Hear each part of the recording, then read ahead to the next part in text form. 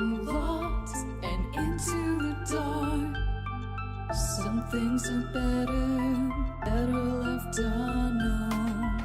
And I'll never find you here, 'cause no one's ever home.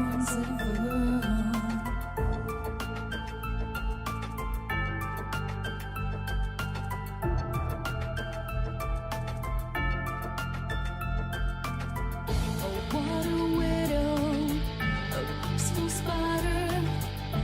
When the glass is clean, she's a sneaky hider.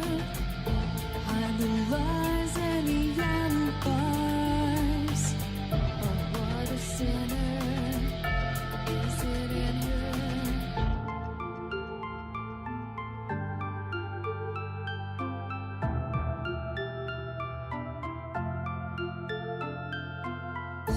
What's the truth in this riddle? Is love really just this simple? I can't seem to find my way in this world that never stays.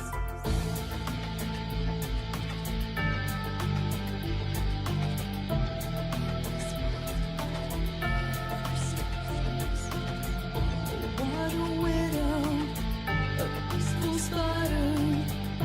When the glass is clean, she's a sneaky hider. Hide the lies and the alibis. What a sinner, is it in her?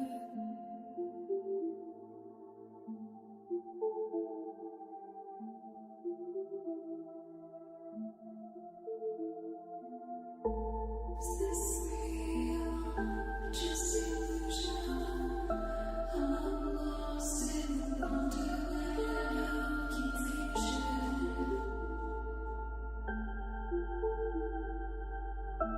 I'm lost in the wonderland of confusion. Is this real or just illusion? Manifestation or a dark delusion? Is this real or just illusion? I'm lost in a wonderland of confusion.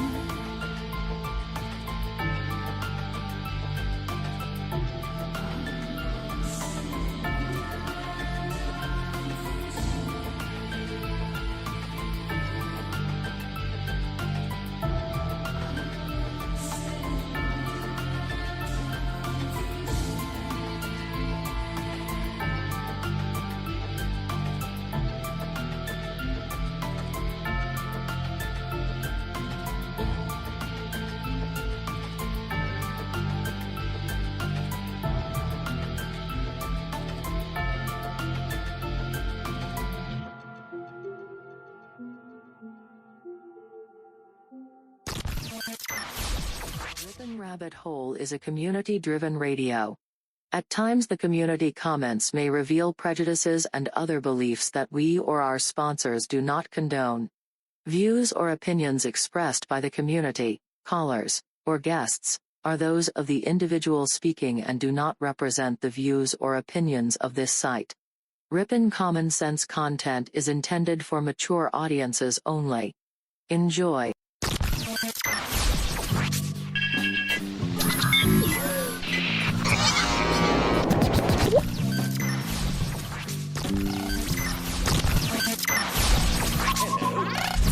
Hello.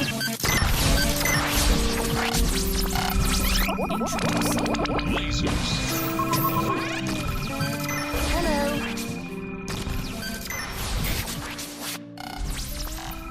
This is My Life DIY, and Hi, this is JoJo. Hi, my name is Ash. Hey everybody, it's AJ the Ripon Rabbit. This is Cynthia Sue Larson. This is your man Meta, aka Propagate This Light. And you're now listening to Dark Wolf's Den. to Dark Wolf's Den Show on Ripon Common Sense Radio.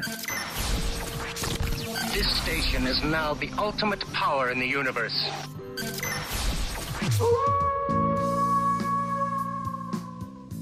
Are ghosts real?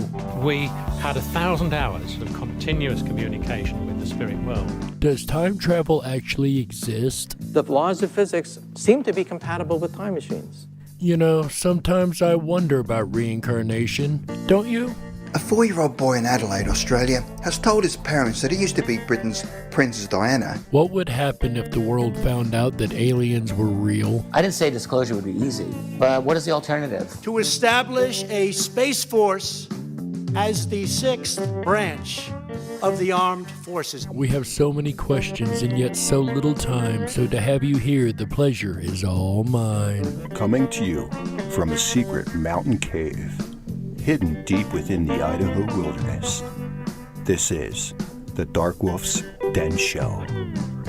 Now, here is your host, Jerry Hicks. That's right, I am Jerry Hicks, also known as the Dark Wolf, and we are broadcasting live worldwide from a secret mountain cave hidden high up in the beautifully snow-covered peaks of the Idaho mountains. That's right. We're ripping through the electromagnetic soup, tearing through the atmosphere, and tunneling away into your radio like a quantum particle. This is the Dark Wolf's Den Show for Wednesday, April 7th, 2021. So whether you're on the edge of reality, the edge of the galaxy, or the edge of your seat, we're glad you chose us to be right there with you. Tonight, ladies and gentlemen, and tomorrow night, both are going to cover viewer-requested topics, and both of these topics, as you're going to see, go hand in hand. Tonight, you have tuned in to hear us talk about psychic animals, psychic pets. Do pets have a sixth sense, perhaps even a seventh sense, right? Do they have senses we don't understand, and are they able to communicate with us on levels that science says are, quote, impossible, end quote? We'll get into all that and more here in just a moment, but first, today in history. On this day in 30 AD is the day that scholars estimate for Jesus' crucifixion by Roman troops in Jerusalem. The alternate date suggested for this date is April 3rd, and that is today's Today in History. I wonder if Jesus had a pet. If so, I wonder if the pet was able to predict his death, right? To predict Jesus' death. I don't know, that's interesting because, you know, there are stories of animals that have been able to do that, right? To predict the deaths of people. A couple years ago, there was a really popular news story about a cat that could do just that. The staff at one Rhode Island nursing home jumps into action whenever Oscar the cat visits one of its residents. Because, as we'll find out here in a minute, Oscar is a special cat. He has a very special ability about him. It seems Oscar not only has 9 lives, but also a sixth sense about death. Richard Schlesinger spoke to staff members about the bedside manner of one extraordinary animal. When did you first notice that there was something about Oscar? Well, we noticed about 1.5 years ago that he was a rather amazing cat. That's when he sort of first started to make some of his visits. Since that time, we've kept very close tabs on him, and he's not a cat that's wrong very often. So what does he do? Tell me.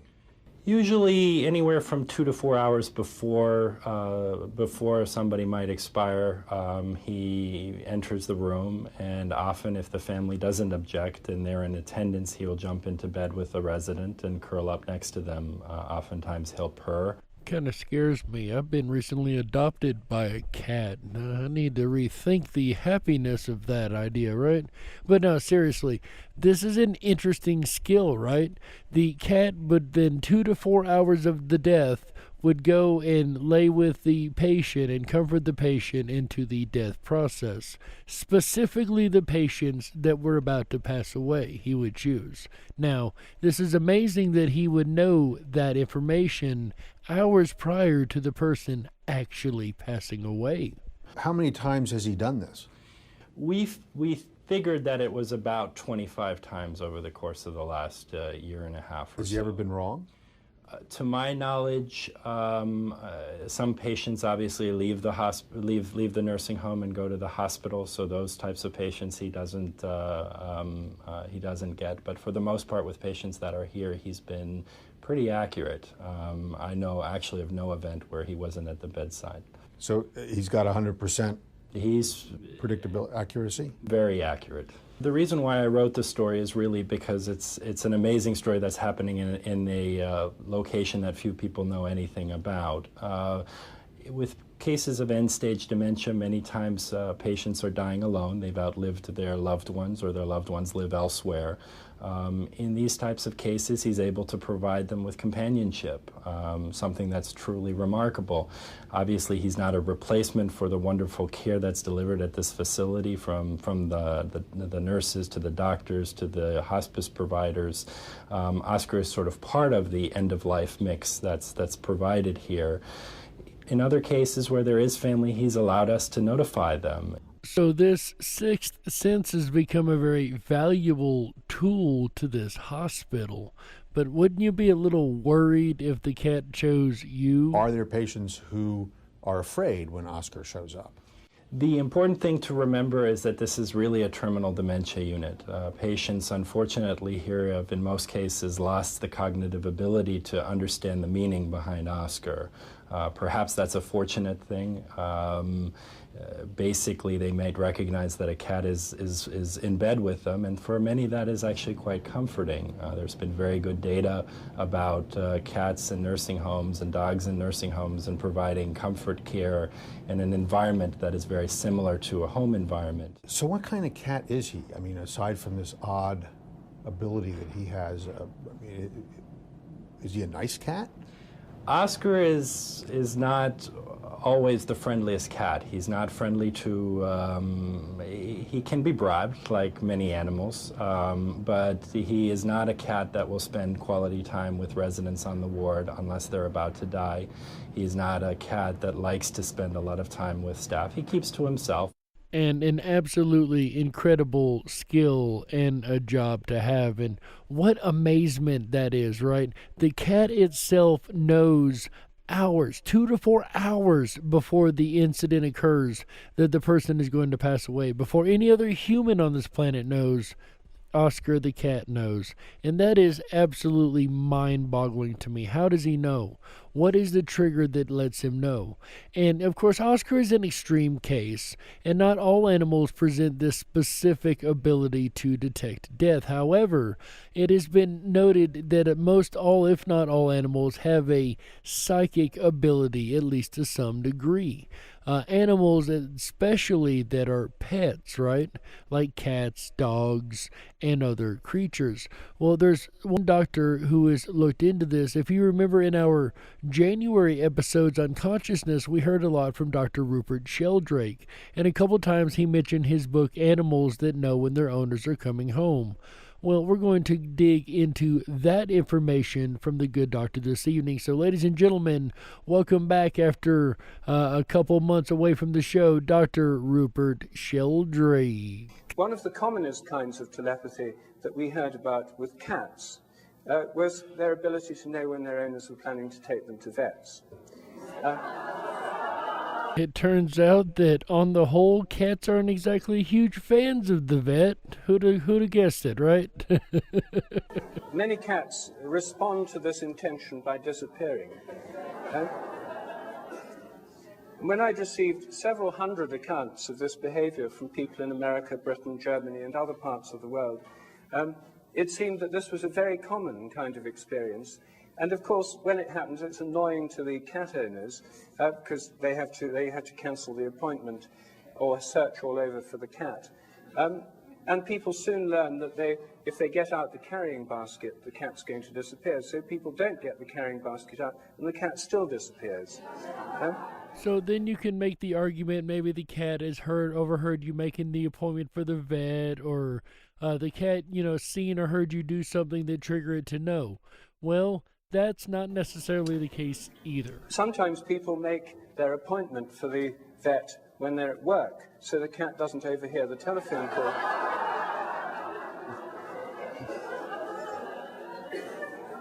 So surely that solves the problem, right? But the cat still seems to know. Now, if you're at work, you just decide randomly you're going to make an appointment for the cat at the vet, and you get home and the cat is missing and knows it's going to go to the vet. How does it know? It had no trigger whatsoever except you doing the action. In order to quantify this, we did a survey of all the veterinary clinics listed in the North London Yellow Pages. There are 65 clinics listed. And one thing that I really enjoy about Dr. Sheldrake's work is he comes up with ways to test these hypotheses to show whether he's right or wrong. And he'll accept either answer. That's the good thing about a real scientist. But they follow the data wherever it may lead. And this data leads to some interesting rabbit holes. And my assistant rang up them all and asked whether they ever had a problem with people missing appointments with the cat. 64 out of 65 said this was a very common occurrence. It happened all the time. So the vets knew it was a thing. Matter of fact, they knew it was a thing to the point that one of them went ahead and solved the problem altogether. The remaining one said it happened so often they'd abandoned an appointment system for cats. People...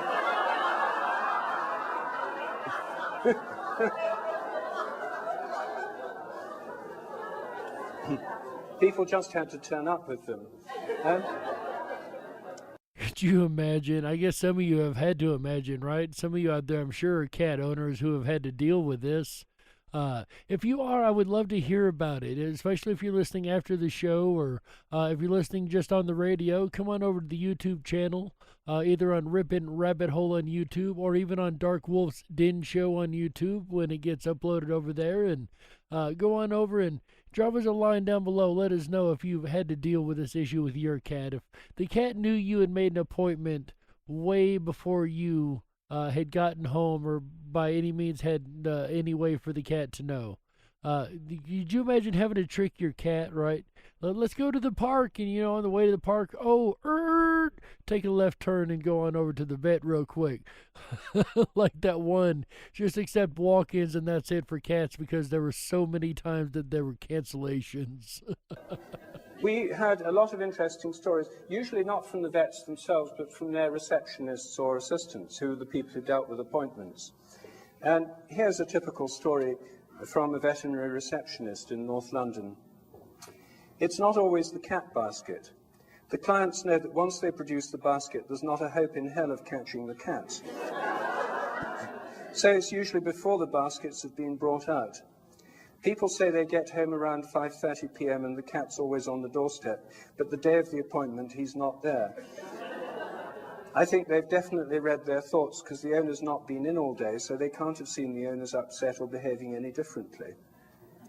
And all of these incredibly excellent and valid points. There's no way the cat could have known one way or the other, yet it did. And for those that are cat owners over there in the chat room, tell me, have you guys had to deal with this? I know a couple of you guys are cat owners over there. I personally know a couple of you guys are cat owners. Have you had to deal with this when going to the vet, the disappearing cat syndrome? So this is one of the things cats are particularly good at. Cats are extremely sensitive, but usually when the owner's intentions directly concern themselves. Dogs often pick up when people are planning to take them for walks. No one finds this surprising if it's at a routine time or if the dog sees them getting out the lead or putting on their coat or shoes or whatever. So excluding any standard stimuli, any, common sense reason, if you will, that the dog would know that there would be a walk coming up, whether, like he said, putting your shoes or coat on or some signal the dog would pick up on, right? Those aside, that's what we're talking about. Anything besides the most obvious common sense things like this. The interesting thing is when the dogs do it, when it's an unusual time and the dog's in a different room, even before a person's got up from a chair, many people have told me they just have to think, I'm going to take the dog for a walk, it's a nice day, and the dog will come bounding into the room, really excited. So you've got to do nothing but even just think about taking the dog for a walk. And the dog knows it's going to go for a walk. You think it's possible? Well, I know that's a pretty wild claim. Is there any evidence to back that up? Of course, the good doctor would not make a claim if he had not already done an experiment, right? This is something we tested by experiment with a woman who lives in the north of England. She had 5 dogs, and she said this happened all the time. In this experiment, we shut up the dogs in an outbuilding with a video camera running so we could observe them. And at randomly chosen times, she thought for 5 minutes about taking them for a walk before doing so. On the videos, what you see is that most of the time the dogs are just lying around doing nothing, but during this 5-minute period they get progressively more excited until by the time she comes in they're sitting in a semicircle round the door, eager and expectant, as she comes in to take them for the walk, and they don't do that at any other time. In this case, of course, we can rule out the obvious standard explanations in terms of body language, dogs picking up intentions, routine, etc. So when all of the standard stimuli is taken away, how can you explain the animal still knowing something is about to happen? Many animals know when their owners are planning to give them a treat, when they're just thinking of getting up to go to the fridge or a cupboard to get out some special treat. The dog or cat will come bounding in, excited and expectant. So, dog owners, have you noticed this, that dogs have a tendency to read your thoughts even from the other room? If you think about taking them for a walk, all of a sudden they act like they know you thought about it and they're ready to go for a walk. Or if you think about giving them a treat, all of a sudden they show up having excited, ready to get a treat. Have you had this sense before? Or you think about getting up, get some food, and the moment you go to move, the dog jumps up and heads to the kitchen, for instance? I know I've seen that in my own life a couple times. What about you dog owners in the chat over there? Are you guys listening afterwards? Go ahead and put in the comment section below afterwards or in the chat right now over on the YouTube.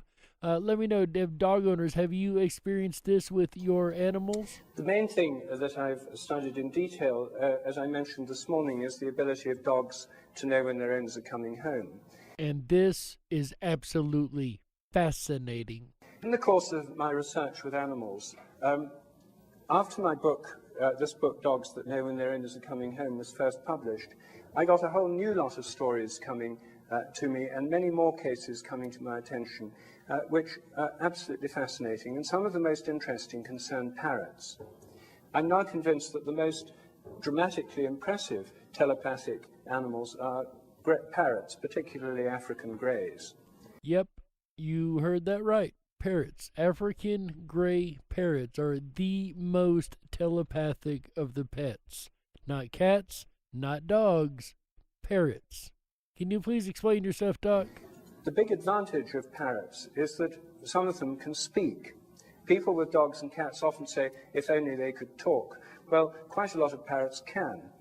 Okay, that's fair enough. They can express themselves a little bit more than dogs and cats. I'll give you that. And I've been working in the last couple of years with what may be one of the most remarkable parrots in the world. It's an African grey called Nkisi that lives in Manhattan. I heard about this first from Nkisi's owner, Aimee Morgana, who got in touch with me by email through my website, having read my book. And she thought if I was interested in the kinds of things I'd written about, I might be interested in her parrot. She told me that her parrot had a vocabulary of hundreds of words. Which in and of itself is highly incredible and impressive, because most parrots, as I know of, only learn about 7 or 8 words, and that's about it. So to have a vocabulary that large for a parrot is absolutely amazing, to say the least. But that's not where the amazing ends. That actually is where the amazing begins. And that she trained it to use language in a kind of natural way, talking to it as you talk to a baby or a young child. The Nkisi's vocabulary is now about 700 words, and he speaks in sentences. He's uttered at least 7,000 different sentences. Now, the best studied of all parrots is a parrot called Alex that belongs to a woman called Irene Pepperberg, who's now at MIT. Pepperberg's parrot, after 20 years, has a vocabulary of about 200 words. The importance of Pepperberg, though, is that she's demonstrated beyond doubt that parrots can use language intelligently. They can form abstract concepts. They can do, in fact, all the things that chimps and gorillas can do. People have trained chimps and gorillas to speak using American Sign Language. You can't teach them to speak in English using ordinary language because they don't have the right vocal apparatus. But they do use their hands and making gestures. And there have been very impressive results with, starting in the 1960s, with chimps and gorillas, teaching them to speak in American Sign Language. It's been shown that they can use concepts, they can use abstract, they can use abstractions, and they have what psychologists call a theory of mind. In other words, they can understand that others have feelings and beliefs, a kind of self-consciousness. And of course, I don't think that's really a surprise to any of us. The idea that chips and monkeys and apes and whatever other gorillas or whatever others they're working with can use sign language and can pretty much mimic a lot of the things the human do, from having a self-consciousness to understanding language and how to use it and the constructs and abstract ideas behind it. However, for a parrot, that's not exactly as expected to be found as in, say, a chimpanzee or a monkey. You expect a parrot to have a, for lack of a better word, a bird brain, but that is not the case. What Pepperberg has shown is that parrots can do all this too. And they can actually do it better. Why this was so shocking, surprising, and when she started doing this, controversial, because nobody believed this would be possible. People were ready to credit chimpanzees and gorillas with some limited mental capacities, because they're like us, they have the same kind of DNA, and they have brains rather like ours, although smaller. But parrots are literally bird-brained, and their brain is less than the size of a walnut, and they don't have speech areas the same way we do. They shouldn't be able to do these things. Which, of course, makes a parrot a conundrum in that aspect, because it shouldn't be able to do anything that it does, and yet... Yet, what Pepperberg has shown is that Alex can use language in abstractions. She can learn, for example, Alex has learned the word red. But there's a big difference between learning the word red and the concept of the color red, right? Right. So you can show Alex a tray of objects, all different colors, and say, give me the red one, and the parrot will bend over and pick up the red object, even if he's never seen that object or anything of that shape before, showing that he's abstracted the word red from particular things. And abstracted not only the word, but the fact that it is a color. He's put the concept of color together with it, which is a small feat to us, but in all things considered, huge in this case. He can do this with shapes, he can do it with things that are same or different. And a variety of concepts that human children acquire by the age of 3 or 3.5 have now been acquired by Alex. Well, we've shown with Enkisi that the same kind of thing has happened, but even more so. Enkisi's linguistic skills and development have more or less paralleled those of human children up to about age 4 or 3.5. Enkisi is now 4. Of course, we don't expect this development to continue. We're not expecting him to go through graduate school, get a PhD, and so on. Is it bad and cynical of me to say that the headline "Parrot graduates from college" would not even surprise me at this point in the world? But his abilities are quite remarkable. This is the main point of Aimé's research, to study the communication and use of language. She's trying to find more about animal minds and how you can talk to parrots. But as a byproduct of this research... And the byproduct of the research is going to take us right back into the question at hand of pets being psychic. But as you guys know, that music means we got to go ahead and take a network break right here, so we'll be right back with the second half of the Dark Wolf's Den show right after these messages. Don't you touch that dial. That's right. We gotta stoke the fires and run off the men in black. Don't touch that dial. We'll be right back. Ow! That's right. Your weekend has begun. Hi, everyone. It's AJ, the Ripon Rabbit. Are you enjoying tonight's look at the Dark Wolf's Den show? psychic pets? If you are and you haven't done so already, please make sure to thumb up that video, hit that subscribe button, and ring that bell. You'll get our notifications every time we go live. We're here every Wednesday, Thursday, Friday, Saturday, and Sunday nights, bringing you the very best of Common Sense Radio, the Ripon Rabbit Hole. Now, Jerry Hicks and the Dark Wolf's Den Show will return again tomorrow night, starting at 7 p.m. Pacific, 10/9 Central. All shows start at 7 p.m. 10/9 Central. Believe it or not, he's going to reverse tonight's topic of psychic pets and do the pet psychic tomorrow. So tune in tomorrow night and see exactly how the two subjects correlate with each other in the Dark Wolf's Den. Then I'll return Friday night and continue through the rabbit hole of the weekend with cryptocurrency. That's right, we're going to take a look at blockchain, Bitcoin, cryptocurrency. What does it all mean? Why is there such a big hype around it?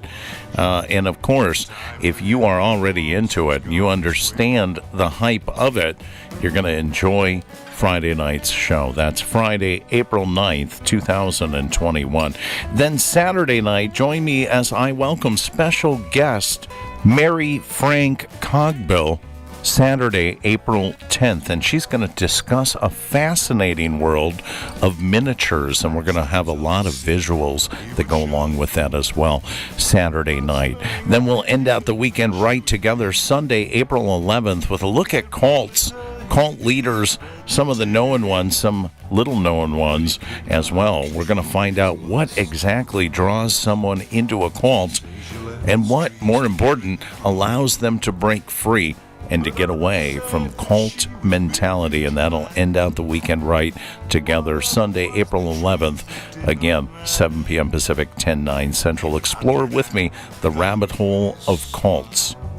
Now, last weekend we ended our Fantastic Fun Weekend, which happens the first weekend of every month. The Fantastic Fun Show came to a conclusion with Champion Sports Nation stealing the crown and taking the throne from My Life DIY. Congratulations and top hats off to you, CSN. And also on a fantastic evening last night as the weekend continued through to Tuesday night videos and the one-hit wonders that just, I was literally captivated.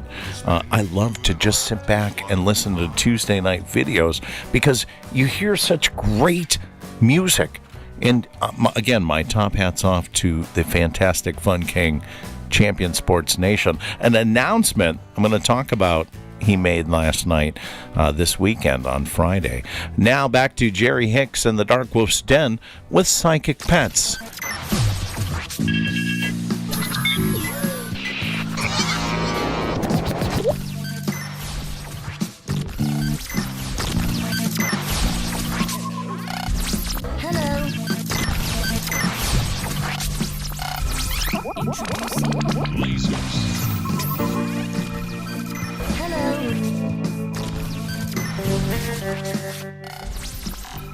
This is My Life DIY, and hi, this is JoJo. Hi, my name is Ash. Hey everybody, it's AJ the Ripon Rabbit. This is Cynthia Sue Larson. This is your man Meta, aka Propagate This Light. And you're now listening to Dark Wolf's Den. The Dark Wolf's Den Show on Ripon Common Sense Radio. If you were meant to be controlled, you would have come with a remote, but you didn't. And that's why you listen to the Dark Wolf's Den Show. Now, here is your host, Jerry Hicks. That's right, I am Jerry Hicks, also known as the Dark Wolf. And welcome back to the second half of the Dark Wolf's Den Show for Wednesday, April 7th, 2021. Whether you're on the edge of reality, the edge of the galaxy, or the edge of your seat, we're glad you chose us to be right there with you. Tonight, ladies and gentlemen, if you're just tuning in, we are talking about psychic pets. Can animals, or do animals, I should say, have a sixth sense? Are they able to communicate with humans on a level that is above and beyond what science would consider normal or possible to be done. Well, we've looked at a lot of evidence so far to suggest that that may very well be the case. From cats that know when to hide because it's time to go to the vet even though they've had no signal whatsoever, to dogs that can read the minds of their owners and come for treats or even walks or any other reason that would directly impact the animal. But as we heard at the end of the first half, dogs and cats aren't the only ones to exhibit these qualities. Oh no, the parakeets or the parrots are actually the most advanced in these qualities, and one of them actually has started to show a special new skill set of abilities. As we started to hear at the end of the second half, the research developed a new set of data. And ladies and gentlemen, welcome back to the show to explain the set of data, Dr. Rupert Sheldrake. Doc, what did they find in these experiments? She noticed that the parrot was responding to her thoughts by saying what she was thinking about. I'm sorry, Doc, wait, what?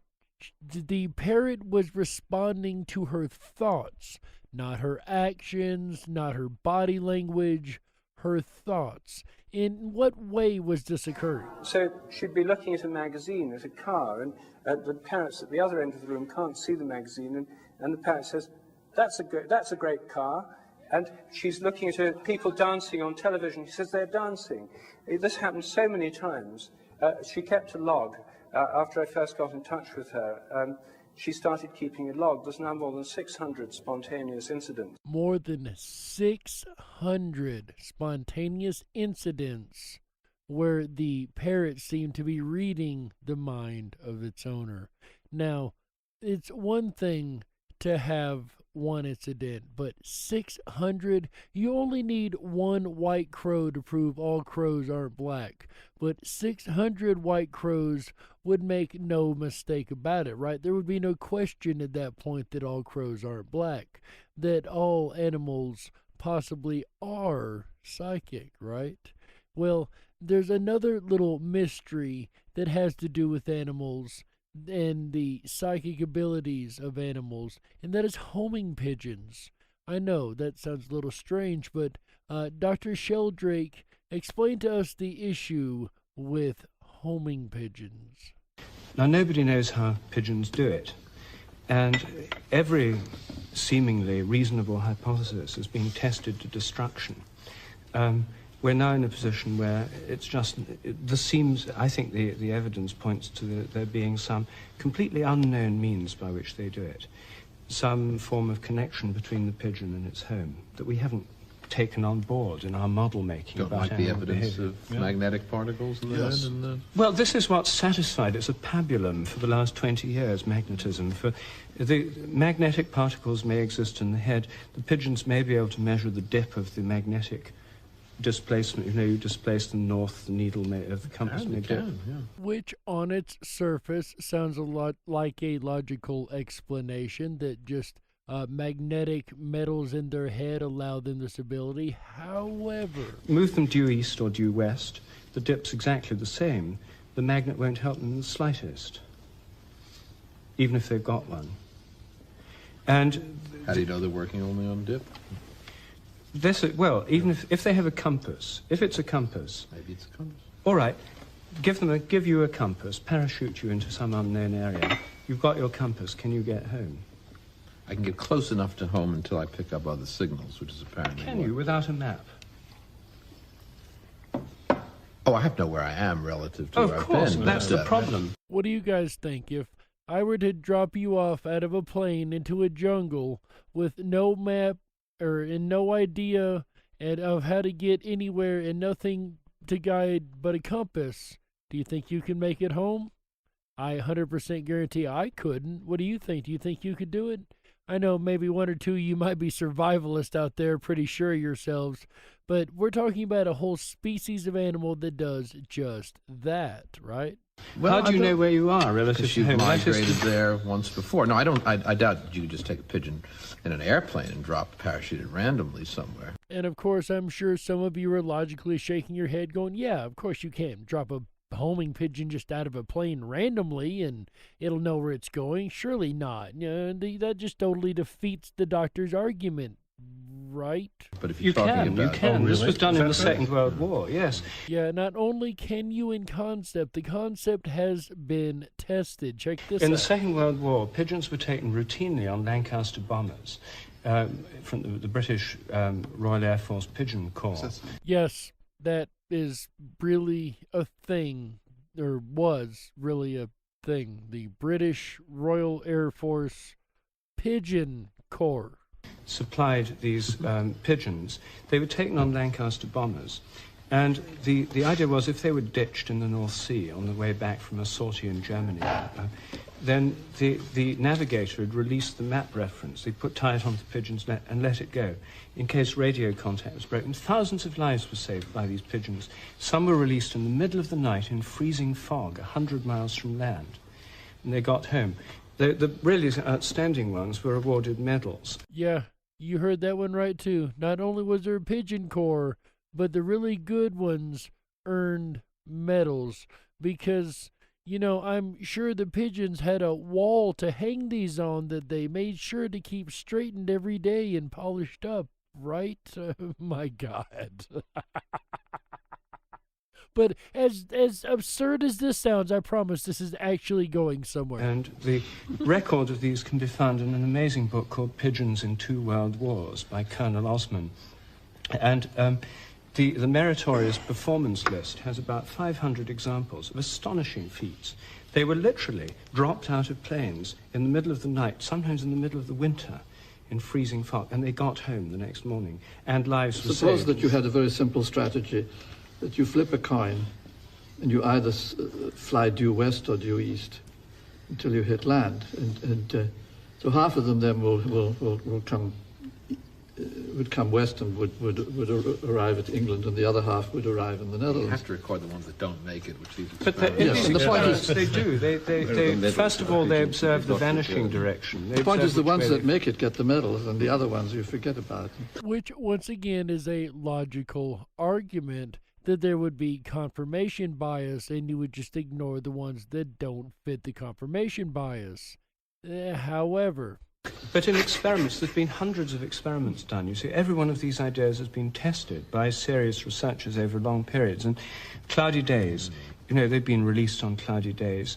They've been released with their time clock shifted 6 hours or 12 hours by keeping them in artificially displaced day lengths for weeks. All these pigeons can home. They can home with magnets strapped on their wings or with Helmholtz coils over their heads. With blindfolds on? Yes, frosted glass contact lenses. They've been released up to 200 miles away, and they flop down within a quarter of a mile of the loft. Many of them collide with telegraph poles near the loft, but most of them get home to the home regions. And I have a pigeon loft in Britain. And the key experiment, you see, all these theories, they see landmarks, the frosted glass contact lenses rule it out, the cloudy days, the time shift, the magnets on their wings, every one of these seemingly reasonably remember the way out on the journey. That's been tested with pigeons anaesthetized, taken in rotating drums by incredibly devious routes. When they come round, you release them, they fly straight home. Well, all these theories have been tested. There's been years of research. Yes, they've had their nostrils blocked up with wax. They get home. They've had confusing smells like turpentine put on their beaks. They get home. And just in case that doesn't work, they've had their olfactory nerves severed. Anosmic pigeons. Those get home. If some don't fly at all. But if you use then to overcome the idea of non-specific trauma, they've had xylocaine sprayed on their nasal mucosa, a local anesthetic. Those pigeons home straight off with no delay. So every one of the common scientific explanations for the reasons that these pigeons are able to home has been completely debunked in experimentation. It's a fascinating literature. For 30, 50 years, 100 years, Charles Darwin suggested the idea in his paper in Nature in 1873 on the origin of instincts, that they remember the way out. And that was the first theory to be tested. every seemingly rational theory has been tested and tested and tested. And we've now reached a point where all of these have failed. We're in the realm of epicycles now. People are saying, oh, well, it's not any one of these in particular, but knock out 2 or 3 and the others somehow take over in an unspecified combination. So this kind of parallels the Mandela effect research in the aspect that as a theorist in that field, I can't come up with a single theory that explains the Mandela effect. It's been suggested that it could be a combination of ideas or theories, and that I don't discount, but again, that's where it parallels this research here, because it's the same thing. People say, well, maybe it's not one thing, maybe it's a combination of things, and it very well may be, and in this case, it also very well may be. However, the good doctor has a solution for this. Now, my experiment is designed to test this theory to see, I think there's an unknown factor involved. I don't know what it is. And again, paralleling the Mandela effect research, I've said that many a times about my theories. I think there is an unknown factor. But I think the pigeons are somehow linked to their home. So whereas all previous experiments involve moving the pigeons from their home, my experiment involves moving the home from the pigeons. And how would you do such a thing as that, Doc? Hence I have a mobile pigeon loft. Okay, a mobile pigeon loft. That's interesting. And so you can train pigeons to move to a mobile loft. It was done in the First World War with the British Pigeon Corps. It had mobile lofts behind the front line. There's another thing Colonel Osmond's book enlightens one about. They were converted London buses. The Japanese had them in the Second World War. I have a fascinating book about the Japanese Pigeon Corps in the Second World War, showing wonderfully a Japanese mobile loft somewhere in Manchuria with sort of pointy ends to it. Oriental pigeon loft.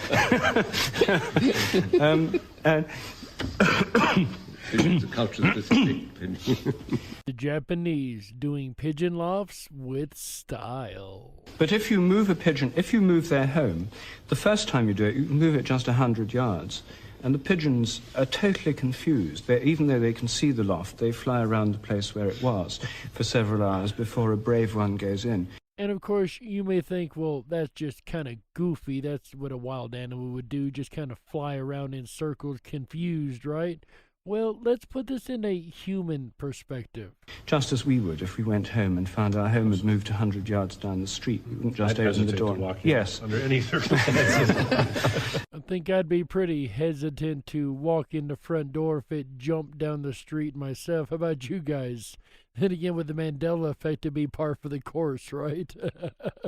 But you wouldn't exactly go home and it's 100 yards down the street and you just be okay with it and, think nothing of it. You'd be kind of tripped out about it. At least most people would, right? But after a while, after you've done this 3 or 4 times, you can get them to home. And I've trained these pigeons up to the point where the loft can be moved 4 or 5 miles. And you go back, you take them out, put them in a box, you tow the loft away, you go back to the first point, you open the box, release the pigeons, drive back to see when they arrive, and they're sitting on the roof.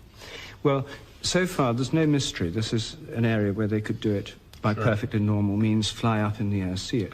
The crucial experiment, I'm sorry to say, I haven't yet done, because the person I did it with who feeds them and has contracted a disease called pigeon lung, which means he can't go in the pigeon loft anymore. It's like asbestosis. And so I'm sorry to say this is an unended saga, but here is a perfectly reasonable experiment. I think the chances of it working are only about 1 in 10, because I think you may need to move more of the home than just the loft, even though I leave half the pigeons in it.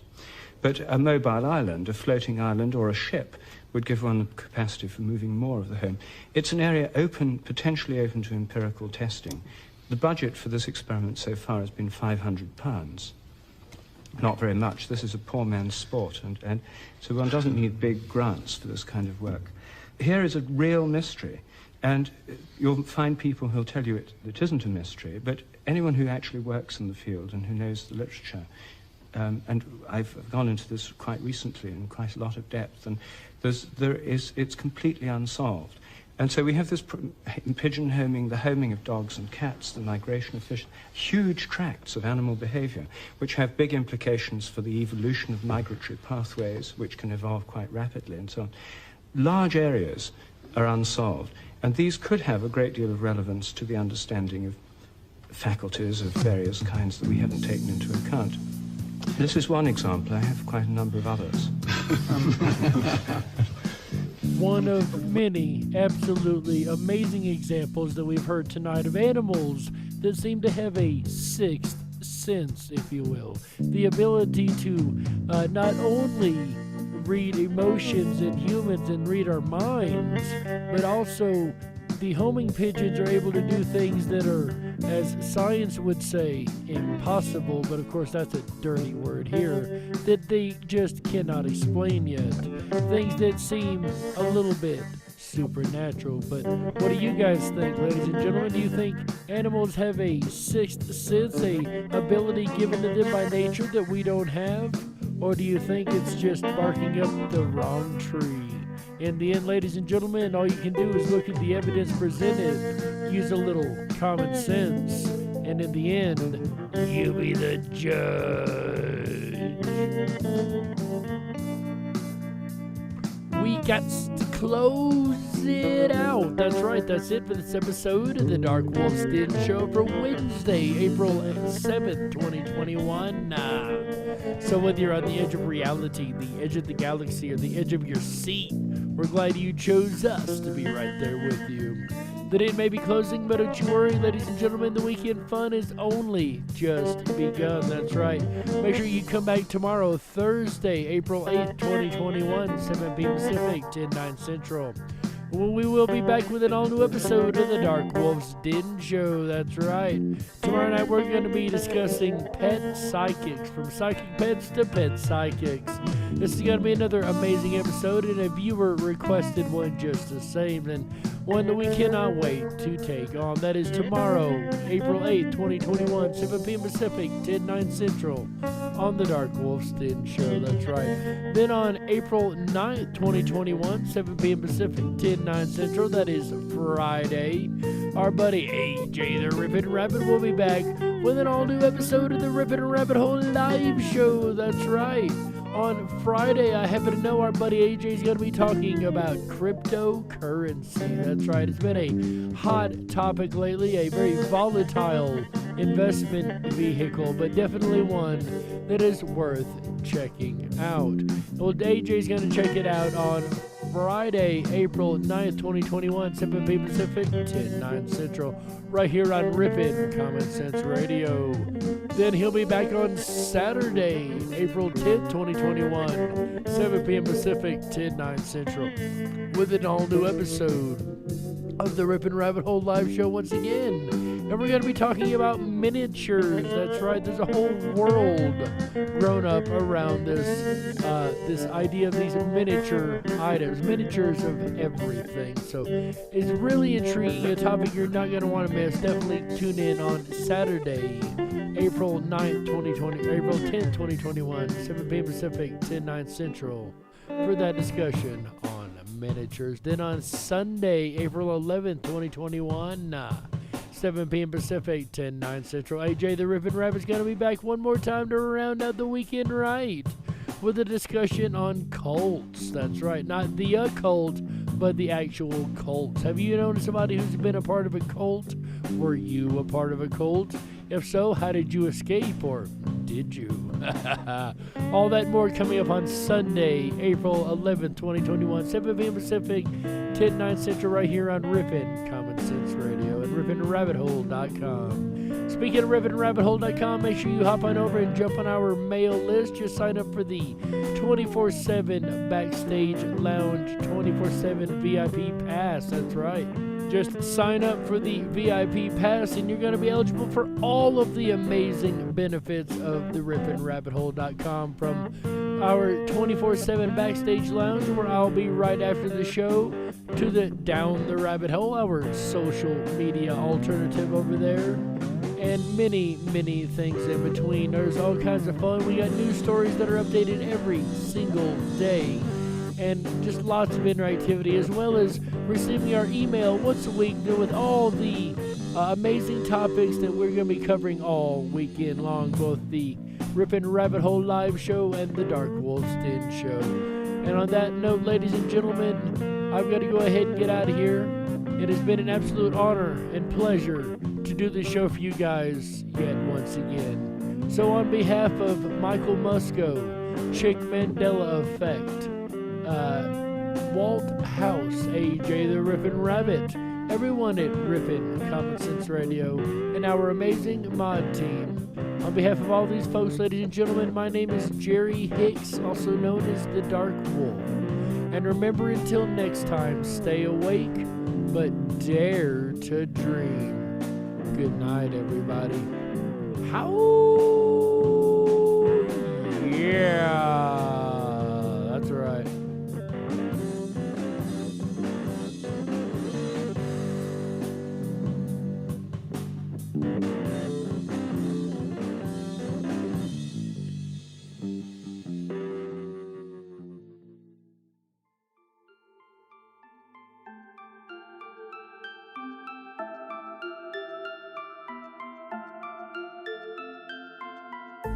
Unlocked and into the dark. Some things are better left unknown. And I'll never find you here, 'cause no one's ever home.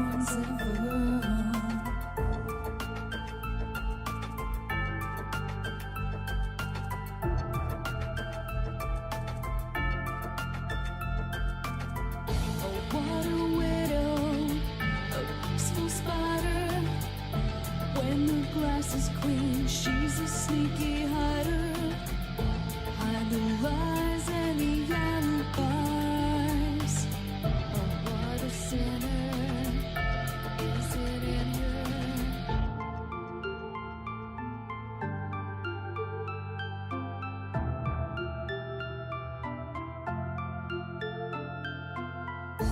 What's the truth in this riddle? Is love really just this simple?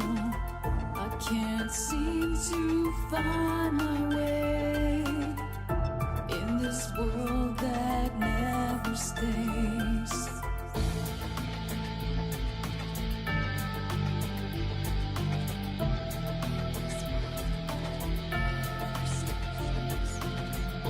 What a widow, a peaceful spider. When the glass is clean, she's a sneaky hider. Hide the lies and the alibis. What a sinner, is it in her?